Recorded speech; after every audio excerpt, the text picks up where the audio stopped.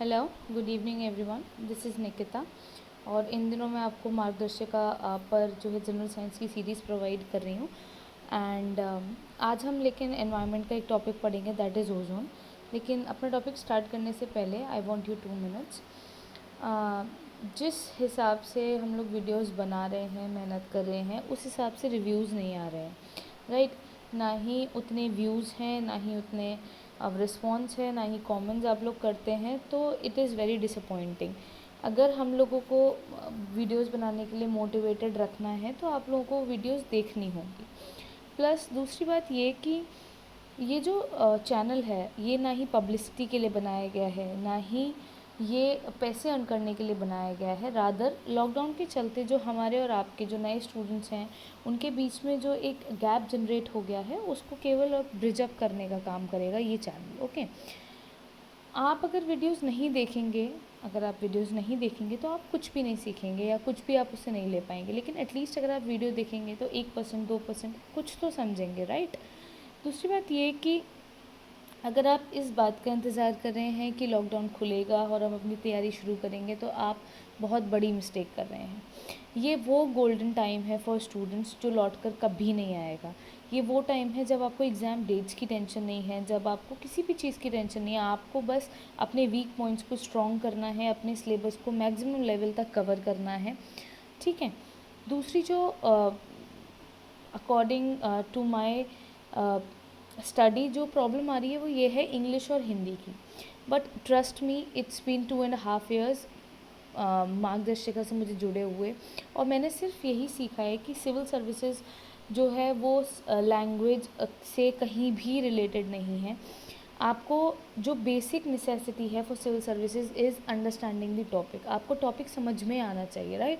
History आप English में पढ़ो या हिंदी में पढ़ो, आपको पता होना चाहिए कि कौन कौन से इवेंट्स हुए। ज्योग्राफी आप हिंदी में पढ़ो इंग्लिश में पढ़ो, आपको ये पता होना चाहिए कि वो एक्चुअली उस फिनोमेना के पीछे कॉन्सेप्ट क्या है, राइट? तो हिंदी या इंग्लिश आई डोंट थिंक बहुत मैटर करता है। हर चीज़ जो मैं यहाँ पढ़ाती हूँ या कोई भी पढ़ाता है वो कहीं ना कहीं लिखी हुई है। You have number of sources, you have plenty of sources to get that written material, right? लेकिन इस जगह से आप क्या ले सकते हैं वो है अंडरस्टैंडिंग द टॉपिक। आपको टॉपिक समझना है कि what actually the topic is. Okay, next comes the thing of motivation, right? No video, no topper, nobody can motivate you. केवल और केवल आपके सपने के पीछे का जो कारण है वही एक वजह है जो आपको मोटिवेटेड रख सकती है। कुछ लोग ये अपने लिए कर रहे हैं, कुछ ये दूसरों के लिए कर रहे हैं, कुछ अपने पेरेंट्स का सपना पूरा करने के लिए कर रहे हैं, कुछ अपनी नीड की वजह से कर रहे हैं, कुछ अपने पैशन की वजह से कर रहे हैं। जो भी रीज़न है, लेकिन जो आपका रीज़न है ना, single that particular reason is enough to motivate you throughout your journey, ठीक है? ये एक अटेम्प्ट का एग्ज़ाम नहीं है, ये पूरे 1-1.5 साल का प्रोसेस है। तो आपको अपने आप को मोटिवेट रखने के लिए ऐसा नहीं है कि 1 महीने आप मोटिवेटेड हैं फिर आपको कोई और बंदा चाहिए जो आपको मोटिवेट करे, आपको याद दिलाए कि what you are up to, आपको क्या करना है, आपको आपने किस लिए सिविल चूज़ करी। नहीं, जो आपका एक रीज़न है, get that reason sticked on your wall. आप अपने वॉल पर अपने जहन में उस एक कारण को चिपका लीजिए, रख लीजिए, उसे ग्रहण कर लीजिए, या वॉटेवर आप उससे कुछ भी बोलें, आप उसे याद रखिए कि आपके इतने मेहनत करने के पीछे का कारण क्या है, ठीक है? वो इकलौती एक चीज़ है जो आपको मोटिवेटेड रख सकती है, ठीक है? अगर आप ये सोच रहे हैं कि लॉकडाउन खुलेगा और हमें उतना पर्टिकुलर जो टाइम मिलेगा, time period from the release of the date to the examination date, वो अप्रोप्रिएट होगा तैयारी के लिए, तो आई एम सॉरी, उतना टाइम कभी भी अप्रोप्रिएट नहीं होता। यू नीड वन फुल, एक आपको 6-7 महीने की मेहनत लगती है to prepare yourself for at least for even sitting in the examination. आपको सिविल की एग्ज़ाम में बैठने के लिए इतने टाइम की मेहनत मैंडेटरी है। आप किसी से भी पूछ लीजिए जो टीचर्स हम लोगों से जुड़े हुए हैं, जो आपको मुझे हम दोनों को गाइड कर रहे हैं, वो लोग भी आपको यही बताएंगे, और उन लोगों ने भी इतनी ही मेहनत की है, ठीक है? दूसरी बात ये है कि जो भी आपको जो वीडियोस दी जा रही हैं आप उसे देखिए, रिस्पॉन्ड कीजिए। आप उस पर जब तक रिस्पॉन्ड नहीं करेंगे तब तक हमें पता नहीं चलेगा कि आप उसे देख रहे हैं नहीं देख रहे हैं, आपको समझ में आ रही है या नहीं आ रही है, what ever it is. Okay, तो आप उसे देखिए, पढ़िए, ठीक है? और समझने की कोशिश कीजिए कि एक्चुअली टॉपिक है क्या, राइट। सो इसी उम्मीद के साथ कि मेरा ये आपके जो मैंने 5 मिनट लिए हैं ये वेस्ट नहीं जाएंगे, और आप लोग मेरी बात का 1% जो है आप पर कुछ असर होगा और आप जो है अपनी स्टडीज़ को सीरियसली लेंगे, ठीक है।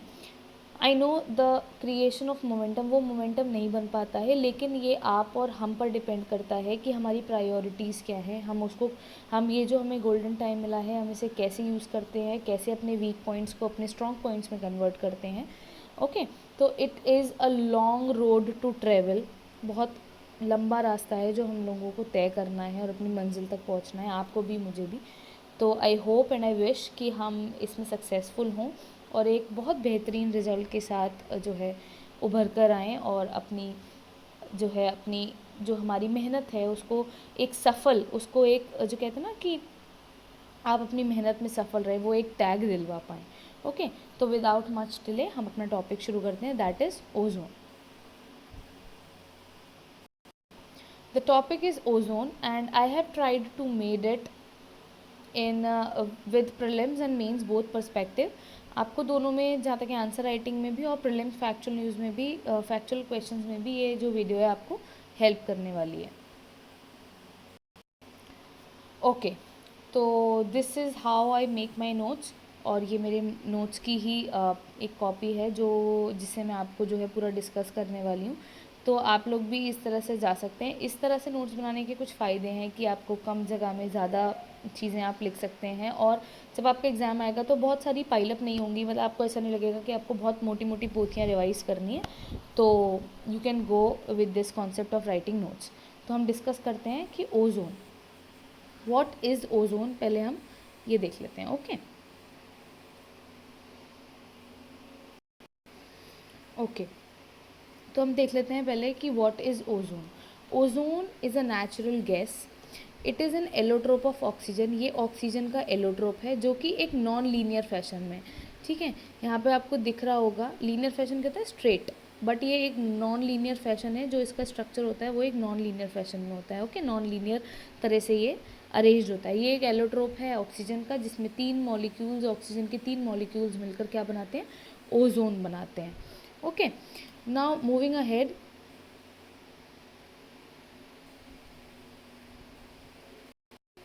Ozone is found in 2 layers of atmosphere.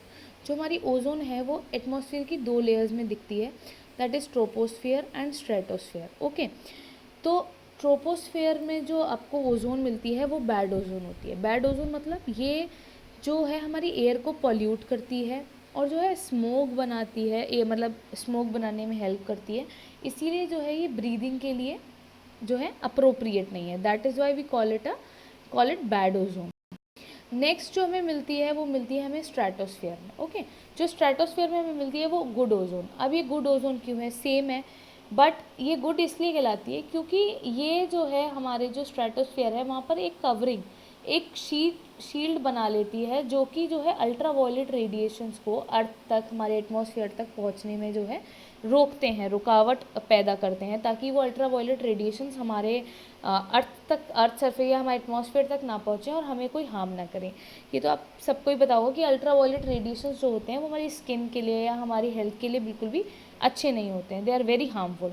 Okay, तो उन्हीं से हमको शील्ड करती है, इसीलिए हम इसे गुड ओजोन बोलते हैं, ठीक है। इसीलिए हम कह सकते हैं कि it acts like a sunscreen.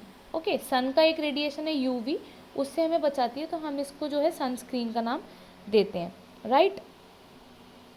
तो मूविंग अहेड, तो अब आप लोग को समझ में आ गया होगा कि व्हाट इज़ ओजोन लेयर। एक वो प्रोटेक्टिव कवरिंग जो कि स्ट्रेटोस्फेयर में प्रेजेंट होती है ना, और हमें जो है यूवी रेडिएशन से बचाती है, उसको हम ओजोन लेयर बोलते हैं, ठीक है। जो हमारी ओजोन लेयर की थिकनेस है वो जो है आपकी वो सीजनली वैरी करती है, ठीक है।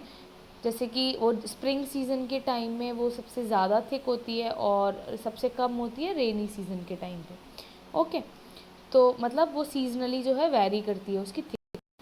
नेक्स्ट इज़ ओजोन मेजरमेंट, मतलब इस पे जो है फैक्चुअल क्वेश्चंस आ सकते हैं कि डॉप्सन जो होती है, डॉप्सन यूनिट, वो किसके मेजरमेंट की यूनिट है, ठीक है, या फिर डॉप्सन स्पेक्ट्रोफोटोमीटर किस लिए यूज़ होता है, या फिल्टर ओजोनोमीटर किस लिए यूज़ होता है, या क्या नाम है उसका, वो कौन सा फिल्टर ओजोनोमीटर है जो कि ओजोन मेजरमेंट में काम आता है। ओके, टॉम्स क्या है, ये ऐसे क्वेश्चन पूछ सकते हो। ये सब जो है आपके ओजोन मेजरमेंट के मेथड्स हैं। ओके, डेप्स डॉप्सन स्पेक्ट्रोफोटोमीटर, फिल्टर ओजोनोमीटर जिसे हम M83 बोलते हैं, TOMS total ozone mapping spectrometer in the Nimbus 7 satellite. Okay, तो ये कुछ फैक्चुअल क्वेश्चन हैं जो कि प्रीलिम्स पॉइंट ऑफ व्यू से इम्पॉर्टेंट है। Now moving to our next page. तो right now we studied about Dobson spectrophotometer. ठीक है, तो डॉप्सन यूनिट होती क्या है? ठीक है, तो जो सबसे कॉमनली यूज होती है ओजोन मेजरमेंट में होती है आपकी डॉप्सन यूनिट, और 1 Dobson unit is equals to 0.01 mm thickness of pure ozone. 0.01 mm thickness of pure ozone किस पे? स्टैंडर्ड टेम्परेचर एंड प्रेशर, मतलब 0 degree Celsius temperature and 1 atm pressure. ठीक है, और ये किसके जो ये डॉप्सन यूनिट जो है आपका नाम पड़ा है, it is named after the atmospheric physical Gordon Dobson. ठीक है, ये क्या है? ये थिकनेस है ओजोन कॉलम की जो कि स्टैंडर्ड टेम्परेचर और प्रेशर पे कंप्रेस्ड होता है। ओके, सो तो नेक्स्ट इम्पॉर्टेंट टॉपिक और या एक इम्पॉर्टेंट जो कॉन्सेप्ट है वो है ओजोन डिप्लीशन का, जो कि बहुत ज़्यादा इम्पॉर्टेंट है और आपको फैक्चुअल और answer writing point of view से दोनों से इम्पॉर्टेंट है। ठीक है, इसी से रिलेटेड है अब आगे जो कुछ भी है। इससे पहले जो हमने किया वो एक ब्रीफ डिस्कशन था। ओजोन डिप्लीशन क्या है? डिप्लीट होना, किसी चीज़ का डिप्लीट होना मतलब पहले से बेकार होना, या जैसे मान लो आप कुछ भी कहोगे कि depletion in formation of this, depletion in formation of that, मतलब पहले अच्छा हो रहा था अब नहीं हो रहा है। ठीक है, उसका एंड रिजल्ट अच्छा नहीं है। तो वही है ओजोन डिप्लीशन के साथ कि चेंज इन इक्विलिब्रियम, मतलब कि जितना फॉर्मेशन हो रहा है और जितना डिस्ट्रक्शन हो रहा है उसके बीच में एक इक्विलिब्रियम नहीं है। या तो जो चीज़ जितनी खर्च हो रही है उतनी ही और बने तो ठीक है, लेकिन खर्च ज़्यादा हो रही है और बन नहीं रही है तो वो क्या है? एक रिस्क, मतलब एक डिप्लीटिंग फैक्टर है। ओके, डिप्लीट हो रही है वो चीज़। ठीक है, अभी कह रहे हैं कि ozone is being destroyed much, ozone destroy ज़्यादा हो रही है जितनी वो बन रही है उसके मुकाबले। तो ऑब्वियसली आपको पता है कि ozone in stratosphere is good for us. ठीक है, वो हमारे लिए अच्छी है, लेकिन वो क्या है? वो पॉल्यूट ज़्यादा हो रही है, वो डिप्लीट ज़्यादा हो रही है और बन कम रही है। ठीक है, तो वो हमारे लिए एक रिस्क की बात है। ठीक है, अभी कह रहे हैं कि there is significant decrease in the concentration of ozone in particular region of atmosphere, जिसको हम बोलते हैं ओजोन डिप्लीशन, यानी कि सिग्निफिकेंट डिक्रीज मतलब अच्छा खासा डिक्रीज। ठीक है, it's not on a minor level, it is on a major level. और जो हमारे ओजोन कंसंट्रेशन ऑफ ओजोन है उसमें सिग्निफिकेंट डिक्रीज देखा गया है हमारे एटमॉस्फेयर में, जिसे हम क्या बोलते हैं? ओजोन डिप्लीशन बोलते हैं। ठीक है, और सबसे ज़्यादा ये कहाँ देखा जाता है? Over Antarctica and Arctic region. ठीक है, 2 जगह ये सबसे ज़्यादा देखा जाता है। ठीक है, और जो हमें ओजोन डिप्लीशन का जो एक्चुअल रियलाइजेशन हुआ था कि actually our ozone layer is depleting, हमारी ओजोन लेयर डिप्लीट हो रही है। ठीक है, वो हमें पता चला था 1985 में। ओके, तो ओजोन डिप्लीशन हो रहा है, लेकिन उसके सोर्सेज क्या क्या है? कौन कौन सी ऐसी चीज़ हैं जो ओजोन को डिप्लीट कर रही हैं? ठीक है, या ओजोन की कॉन्सेंट्रेशन को जो है कम कर रही हैं, उसके फॉर्मेशन को कम कर रही हैं? वो सारे क्या होंगे? आपके सोर्सेज होंगे। उनको हम क्या बोलते हैं? Ozone depleting substances. Okay, ODS। ठीक है, substances contributing to depletion of ozone are called as ozone depleting substances. ठीक है, उन्हें हम क्या बोलते हैं? ODS, ओजोन डिप्लीटिंग सब्सटेंसेज हम उन्हें बोलते हैं।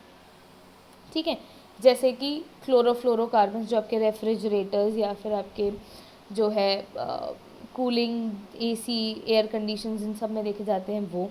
HCFCs, hydrochlorofluorocarbons. ठीक है, carbon tetrachloride CCl4, methyl chloroform, halons जैसे जो कि ब्रोमीन कंटेनिंग कंपाउंड्स होते हैं उन्हें हम हेलॉन्स बोलते हैं। Okay, methyl bromide, sulphuric acid particles, nitrogen oxides. ठीक है, ये सारे अब इन पे क्वेश्चन बन जाता है कि आपको 3-4 जो है आपको दे दिए, या है ना, फिर आपसे पूछ लिया कि which are the ozone depleting substances and which are not. इस पे ऐसे क्वेश्चंस आए गए हैं। ठीक है, नेक्स्ट इज, अब हम देख लेते हैं कि जो इनमें से मेजर है वो कैसे डिप्लीट करते हैं। तो सबसे पहले हम देख लेते हैं CFCs के बारे में। ठीक है, जो है आपके मेजर ओजोन डिप्लीटिंग सब्सटेंसेज हैं, क्लोरोफ्लोरोकार्बन्स। ठीक है, अब हम भी देख लेते हैं सबसे पहले ये मिलते कहाँ हैं। ठीक है, तो जो हमारे CFCs हैं वो जो है रेफ्रिजरेंट्स में यूज़ होते हैं, एरोसोल स्प्रेज में एज प्रोपेलेंट्स यूज़ होते हैं। ठीक है, फोमिंग एजेंट्स यूज़ होते हैं प्लास्टिक मैन्युफैक्चरिंग में। फायर एक्सटिंग्यूजिंग एजेंट्स होते हैं, फायर एक्सटिंग्यूजर्स में यूज़ होते हैं, ठीक है।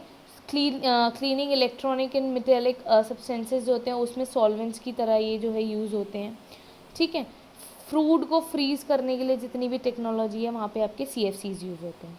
अब हम कह रहे हैं कि CFCs ही क्यों यूज़ होते हैं, हमने प्रेफर क्यों किया CFCs को, वो इसलिए क्योंकि एक तो वो नॉन कोरोसिव थे, नॉन इन्फ्लेमेबल थे, ठीक है, टॉक्सिसिटी भी कम थी और केमिकली स्टेबल थे।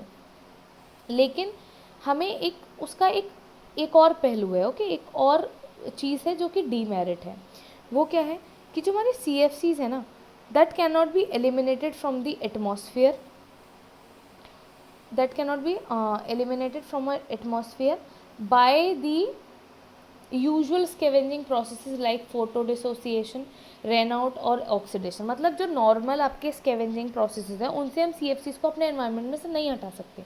और दूसरी बात ये कि जो है एनवायरनमेंट में रेजिडेंट होते हैं from 40 to 150 years, such a long time, इतने टाइम तक वो आपके एटमॉस्फेयर में ज़िंदा रह सकते हैं। उनको आप यूजुअल जो है टेक्निक से, जैसे फ़ोटो डिसोसिएशन, लाइट की यूज़ करके उनको डिसोसिएट करना, तोड़ देना और उनको एलिमिनेट करना, ऐसे किसी भी प्रोसेस से वो डिसोसिएट नहीं होते, ख़त्म नहीं होते हैं और वो 40 से 150 साल तक आपके एनवायरनमेंट में रह सकते हैं।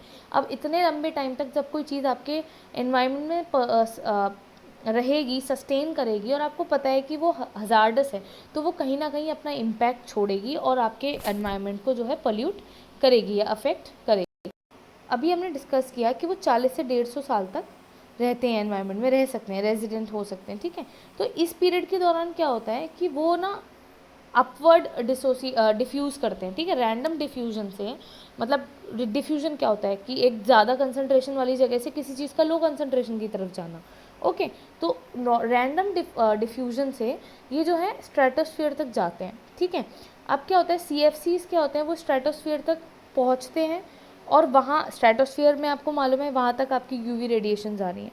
वहाँ क्या होते हैं, ये UV रेडिएशंस के जो है आपके कांटेक्ट में आते हैं, केमिकल रिएक्शंस होती हैं और उनका असर किस पे होता है, डायरेक्टली आपका ओजोन लेयर पे होता है, ठीक है। मतलब ये जो CFCs हैं ये स्ट्रेटोस्फीयर तक जा रहे हैं, वहाँ पे UV रेज के साथ रिएक्शन कर रहे हैं और आपकी ओजोन लेयर को डिप्लीट कर रहे हैं, उसको कहीं ना कहीं ख़राब कर रहे हैं। अब उसको कैसे ख़राब कर रहे हैं वो हम देख लेते हैं, ओके।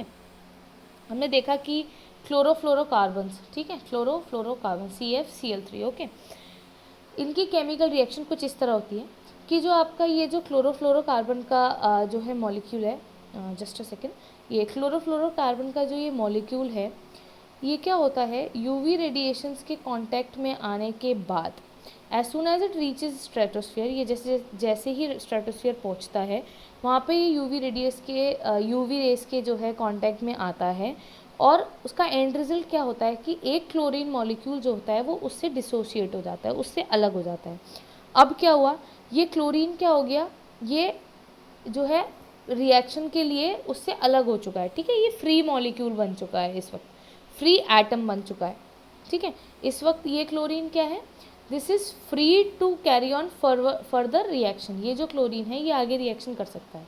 अब आगे क्या करता है, in the next step, this is step 1 and in the step 2 ये जो आपका फ्री क्लोरीन है ये ओजोन के साथ जो है आपका रिएक्ट करता है and what it does, it forms chlorine monochloride, ये एक मॉलिक्यूल बनाता है ClO, क्लोरीन मोनोऑक्साइड बनाता है और O2 ऑक्सीजन मॉलिक्यूल बनाता है, ठीक है।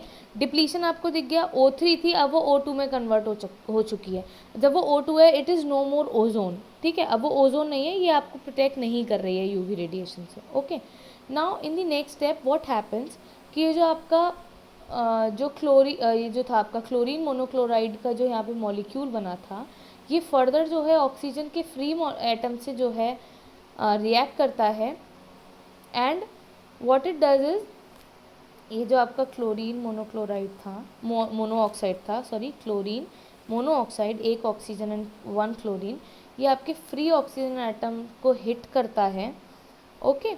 And what it does is, ये फिर से एक रिएक्शन करता है जिसमें क्लोरीन का फिर से एक फ्री एटम निकल जाता है और एक ऑक्सीजन का मॉलिक्यूल बन जाता है, ठीक है। अब फिर से क्लोरीन यहाँ किस फॉर्म में आ गई, फ्री क्लोरीन, मतलब अब ये फर्दर रिएक्शन करने के केपेबल है। अब फिर क्या होता है, ये फिर साइकिल को कंटिन्यू करती है। ओके, ये आगे जाती है। Now this free chlorine will continue to deplete ozone layer in the stratosphere. ठीक है, इस पूरी साइकिल को what we call this cycle is CFC ozone depletion. ठीक है, इस पूरी साइकिल को हम क्या बोलते हैं, this one, step 1, step 2, step 3, इसको हम बोलते हैं CFC ओजोन डिप्लीशन। यहाँ हम क्या बोलते हैं कि जो ओजोन डिप्लीशन है, CFC ओजोन डिप्लीशन जो है ना, वो एक कैटालिटिक रिएक्शन है। मतलब वहाँ पे एक कैटलिस्ट काम कर रहा है। कैटलिस्ट कौन होते हैं, जो कि रिएक्शन को कैरी फॉरवर्ड करने में हेल्प करते हैं विदाउट गेटिंग इटसेल्फ इंडल्ज। मतलब वो खुद इंडल्ज नहीं होते, अपना नुकसान नहीं करते, लेकिन मदद करके उस रिएक्शन के उसके एंड प्रोडक्ट तक पहुंचा देते हैं। ठीक है, वो होते हैं कैटलिस्ट। तो इस रिएक्शन में कौन कैटलिस्ट काम कर रहा है, वो है क्लोरीन। मतलब आपने देखा था ना, क्लोरीन सारा रिएक्शन सब कुछ करने के बाद भी कहाँ लास्ट में क्या बचता है, फ्री क्लोरीन बचता है। उसने अपने आप को जैसा इनकॉर्पोरेट किया था वैसा ही बाहर निकाल लिया। तो वो एक कैटलिस्ट की तरह CFC ओजोन डिप्लीशन में काम करता है। Okay, now you see the severity. ठीक है, क्यों हम इतना पैनिक करते हैं, हो रही है ओजोन डिप्लीट होने दो, नहीं। ठीक है, ओजोन डिप्लीशन से सीधा असर क्या हो रहा है, UV रेडिएशंस अपने अर्थ तक पहुंच रहे हैं, और बहुत सारे जो UV रेज हैं, आपको पता है कि स्किन कैंसर जो है आपकी स्किन की बहुत सारी डिजीज़ेज़, या फिर अगर आप जो आपकी ब्रीदिंग डिजीज़ेज़ हैं, इन सब को भी जो है आपको अफेक्ट करती है। तो it is not at all good for us. ठीक है, अब हम ये देख लेते हैं कि एक chlorine molecule, as you can read there, a single chlorine atom destroys thousands of ozone molecules. एक सिंगल क्लोरीन एटम, क्योंकि वो कैटलिस्ट है, वो वापस अपने इनिशियल फॉर्म में आ रहा है, वो थाउजेंड्स ऑफ ओजोन मॉलिक्यूल्स को क्या करता है, जो है आपको डिस्ट्रॉय कर सकता है। ठीक है, कब तक डिस्ट्रॉय करेगा, जब तक वो किसी रिएक्टिव नाइट्रोजन या हाइड्रोजन से, मतलब ऐसी नाइट्रोजन और हाइड्रोजन जो कि रिएक्टिव फॉर्म में है, उससे जो है उसके कांटेक्ट में नहीं आता है और अपना रेजर्वोयर नहीं बनाता है, तब तक। ठीक है, जब तक क्लोरीन जो है आपका फ्री स्टेट में नहीं है, वो रिएक्शन करने की केपेबल नहीं है। ठीक है, तो जब तक वो किसी एक्टिव नाइट्रोजन या रिएक्टिव नाइट्रोजन हाइड्रोजन के कांटेक्ट में नहीं आ रहा है, तब तक वो ओजोन को जो है आपको डिप्लीट करता रहता है। ठीक है, तो इसीलिए chlorine reservoir are immensely important. ठीक है, क्लोरीन का मतलब उसका जो है, क्लोरीन का जो है रिएक्टिव फॉर्म से नॉन रिएक्टिव फॉर्म में आना, एक्टिव फॉर्म से नॉन एक्टिव फॉर्म में आना बहुत ज़रूरी है for stopping the ozone depletion. Now अगर CFC नहीं तो क्या। ठीक है, ये आपसे क्वेश्चन पूछ लेते हैं कि कौन सी ऐसी चीज़ है जो कि CFC की जगह यूज़ की जा रही है। ठीक है, तो वो आपने जो बहुत वाइडली यूज़ हो रही है वो है CFC12, R12, RFC 134A, जिसे हम R134A भी बोलते हैं, R143A एंड R152A। ठीक है, अब क्यों यूज़ कर रहे हैं, क्योंकि ये सेफ़ हैं, इनकी लो कॉस्ट है, इनकी एनर्जी एफिशिएंसी ज़्यादा है, ये इफ़ेक्टिव रेफ्रिजरेंट्स हैं, लो ओजोन डिप्लीशन पोटेंशियल है इनका, ODP इनकी कम है, मतलब ओजोन डिप्लीटिंग पोटेंशियल, इनकी काबिलियत ओजोन को डिप्लीट करने की कम है, और इनकी काबिलियत ग्लोबल वार्मिंग की भी कम है, ग्लोबल वार्मिंग पोटेंशियल भी कम है। हमें ऐसा नहीं करना है कि हमें ओजोन को, मतलब हमने ओजोन डिप्लीशन तो बचा लिया, लेकिन जो हम यूज़ कर रहे हैं एज अ सब्सटीट्यूट, वो ग्लोबल वार्मिंग कर रहा है। ठीक है, ऐसा नहीं कर सकते हम, एक चीज़ को बचाने के लिए दूसरी चीज़ को नुकसान नहीं पहुंचा सकते, राइट। तो द थिंग इज़, इसकी जो है ODP भी कम है, ओजोन डिप्लीशन पोटेंशियल भी कम है, और इसका GWP भी कम है, मतलब ग्लोबल वार्मिंग पोटेंशियल भी इसका कम है। इसीलिए हम इसे एज ए सब्सटीट्यूट यूज़ कर रहे हैं, किसका, CFCs का। और जो आपके ओजोन डिप्लीटिंग सब्सटेंसेस थे, उसमें हमने देखा था नाइट्रोजन ऑक्साइड्स। तो ये क्या होता है, ये कहाँ से ज़्यादातर जो है आपके रिलीज़ होते हैं, वो होते हैं आपके एक्सप्लोजन ऑफ थर्मोन्यूक्लियर वेपन्स, यहाँ से, या फिर इंडस्ट्रियल एमिशन से, या फिर एग्रीकल्चरल फर्टिलाइजर्स, यहाँ से होते हैं। ठीक है, जो आपका नाइट्रिक ऑक्साइड है NO, वो कैटालिटिकली जो है आपका ओजोन को डिप्लीट करता है, मतलब एज अ कैटलिस्ट वो है जो आपका ओजोन को डिप्लीट कर रहा है। ओके, कैसे कि नाइट्रिक ऑक्साइड जो है वो ओजोन के कांटेक्ट में आता है, ओजोन से रिएक्शन करता है, सॉरी यहाँ पे NO2। ठीक है, NO2 बनाता है और O2 बनाता है। फिर ये जो NO2 है ये मोनो ऑक्साइड के साथ ऑक्सीजन के एक और मॉलिक्यूल के साथ रिएक्ट करती है, NO बनाती है और O2 बनाती है। यू सी द आपको डिप्लीशन यहाँ दिख गया होगा ना, या ओजोन लेयर O3 था, ऑक्सीजन के 3 मॉलिक्यूल मिलकर जो है आपकी ओजोन बना रहे थे, वो डिप्लीट होके O2 में कन्वर्ट हो गए। ठीक है, it now this O2 is not capable of saving us with the UV radiation. ठीक है, नेक्स्ट इज जो नाइट्रस ऑक्साइड होता है N2O, वो क्या होता है स्ट्रेटोस्फियर में, वो जो है फोटोलिटिकली डिस्ट्रॉयड, फोटोलिटिकली लाइट की मदद से जो है डिसोसिएट होता है, डिस्ट्रॉय होता है और नाइट्रिक ऑक्साइड बनाता है। NO बना रहा है, नाइट्रिक ऑक्साइड बना रहा है, जो कि फिर क्या कर रहा है आगे ओजोन के डिप्लीशन में जो है आगे काम कर रहा है। ठीक है, नाउ मूविंग अहेड, हमारा अगला ओजोन डिप्लीटिंग सब्सटेंस क्या है, हेलोन्स। मैंने आपको बताया था ब्रोमीन कंटेनिंग कंपाउंड्स होते हैं उन्हें हम हेलोन्स बोलते हैं। और जो आपके HBFCs होते हैं, हाइड्रोब्रोमो फ्लोरोकार्बन्स जो होते हैं, ये दोनों आपको कहाँ मिलते हैं, फायर एक्सटिंग्विशर्स में मिलते हैं, और मिथाइल ब्रोमाइड जो कि एक पेस्टिसाइड है वहाँ पे। इसमें क्या होता है कि हर एक ब्रोमीन एटम जो होता है, मतलब क्लोरीन आपने देखा था हंड्रेड्स ऑफ ओजोन मॉलिक्यूल्स को डिस्ट्रॉय कर रहा था, अब ब्रोमीन उससे भी आगे है। ठीक है, उसके भी 100 गुना ज़्यादा डिस्ट्रक्शन के कैपेबल है ब्रोमीन। ठीक है, अब ये कैसे, इसकी क्या रिएक्शंस हैं। ठीक है, सेम है, ब्रोमीन ओजोन के कांटेक्ट में आया, उसने BRO बनाया और ओजोन को तोड़कर O2 में कन्वर्ट कर दिया। अब आपको पता है कि कैटालिटिकली काम कर रहा है, मतलब ये BO सॉरी इधर it's wait a second, sorry, it is my mistake, it is not BO, it is BRO, bromine oxide. Okay, यहाँ पे बनाएगा ये ब्रोमीन, प्लीज़ आप इसको ठीक कर लीजिए। यहाँ पर ये आपका बनाएगा ब्रोमीन मोनोऑक्साइड प्लस ऑक्सीजन, फिर फर्दर ब्रोमीन मोनोऑक्साइड प्लस जो आपका क्लोरीन मोनोऑक्साइड है ClO, ये रिएक्ट करके यहाँ पे बनाएंगे bromine plus chlorine plus O2। Okay, तो ब्रोमीन ऑक्साइड BRO एंड इधर भी BRO। Okay, correct. ठीक है, आप लोग इसे प्लीज़ ठीक कर लीजिएगा, this is my mistake. Now moving ahead, जो आपके फिर से क्या हुआ कैटालिटिकली, अब ब्रोमीन और क्लोरीन फिर से जो है फ्री एटम्स हो गए, अभी फिर से जो है फर्दर साइकिल को कंप्लीट करेंगे और ओजोन को डिप्लीट करेंगे। नेक्स्ट जो है वो आपके हैं sulphuric acid particles. Sulphuric acid particles क्या करते हैं कि ये जो पार्टिकल्स होते हैं ये क्लोरीन को जो है मॉलिक्यूलर रिजर्व, जैसे क्लोरीन रिजर्व है मॉलिक्यूलर रिजर्वॉयर में, वहाँ से उसको फ्री कर देते हैं और उसको है ना, और जो आपकी रिएक्टिव नाइट्रोजन है, मतलब जो रिएक्टिव नाइट्रोजन है जो कि क्लोरीन के साथ रिएक्ट करके उसको एक रिजर्वॉयर में रख सकती है रिजर्व करके, और उसको आगे फर्दर जो है रिएक्शन करने से रोक सकती है, उसको प्रिवेंट करते हैं। ठीक है, कैसे, उसको जो है आपके कन्वर्ट कर देते हैं किस में, इनर्ट फॉर्म्स में कन्वर्ट कर देते हैं और क्लोरीन रिजर्वॉयर बनने से जो है प्रिवेंट करते हैं। तो इससे क्या है, क्लोरीन रिजर्वॉयर नहीं बनेगा, क्लोरीन फ्री रहेगी रिएक्शन करने के लिए। Now next is role of polar stratospheric clouds in ozone depletion. जो पोलर रीजन में स्ट्रेटोस्फेरिक क्लाउड्स होते हैं वो ओजोन डिप्लीशन में कैसे काम आते हैं। ठीक है, ये देख लेते हैं। सो कैसे काम आते हैं, लेट्स सी, इनकी रिएक्शन देख लेते हैं। सबसे पहले क्या होता है कि क्लोरीन को क्लोरीन जो है उसे एक्टिव से इनएक्टिव स्टेट में जो है कन्वर्जन होता है।